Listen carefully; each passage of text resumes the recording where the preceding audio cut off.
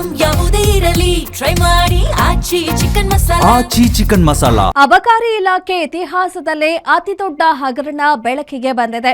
ಬೆಳಗಾವಿ ವಿಭಾಗದ ಅಬಕಾರಿ ಹೆಚ್ಚುವರಿ ಆಯುಕ್ತ ವೈ ಮಂಜುನಾಥ್ಗೆ ಸೇರಿದ 14 ಕಡೆಗಳಲ್ಲಿ ಇಡಿ ಅಧಿಕಾರಿಗಳು ಜಪ್ತಿ ಮಾಡಿರುವುದು ಬರೋಬ್ಬರಿ 5 ಕೋಟಿ 5 ಲಕ್ಷ ನಗದು ಹಾಗೂ 7.8 ಕೋಟಿ ಮೌಲ್ಯದ ಚಿನ್ನಾಭರಣ. ಇದರ ಜೊತೆಗೆ 3.3 ಲಕ್ಷ ಮೌಲ್ಯದ ವಿದೇಶಿ ಕರೆನ್ಸಿಯೂ ಪತ್ತೆಯಾಗಿದೆ. ಪ್ರಾಥಮಿಕ ತನಿಖೆಯಲ್ಲೇ ಈತ ಆದಾಯ ಮೀರಿ ಬರೋಬ್ಬರಿ 13.3 ಕೋಟಿ ರೂಪಾಯಿ ಅಕ್ರಮ ಆಸ್ತಿ ಮಾಡಿರೋದು ಪಕ್ಕಾ ಆಗಿದೆ.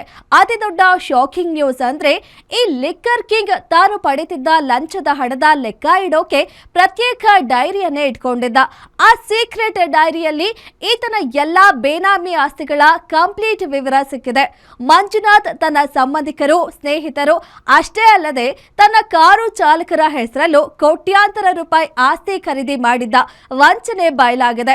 ಇಲಾಖೆಯಲ್ಲಿ ಅಕ್ರಮ ನಡೆಸಲೆಂದೇ ಈತ ಜಗದೀಶ್ ನಾಯಕ್ ಹಾಗೂ ಕೆಎಂ ತಮ್ಮಣ್ಣ ಅವರ ಜೊತೆ ಸೇರಿ ದೊಡ್ಡ ಸಿಂಡಿಕೇಟ್ ಮಾಡಿಕೊಂಡಿದ್ದ. ಇವರ ಹೆಸರಲ್ಲೇ ಅಕ್ರಮವಾಗಿ ಬಾರ್ಗಳನ್ನ ನಡೆಸಿ ಲೈಸೆನ್ಸ್ ರಿನಿವಲ್ ಹಣವನ್ನೆಲ್ಲ ವೈಯಕ್ತಿಕವಾಗಿ ಲೂಟಿ ಮಾಡ್ತಿದ್ದ. ಸಚಿವ ಸತೀಶ್ ಜಾರಕಿಹೊಳಿ ಅವರ ಸಂಬಂಧಿಯಾಗಿರೋ ಮಂಜುನಾಥ್ನ ಈ ಇಡೀ ಬೇನಾಮಿ ಜಾಲವನ್ನ ಇದೀಗ ಇಡಿ ಅಧಿಕಾರಿಗಳು ಕಂಪ್ಲೀಟ್ ಆಗಿ ಧ್ವಂಸ ಮಾಡಿದ್ದಾರೆ.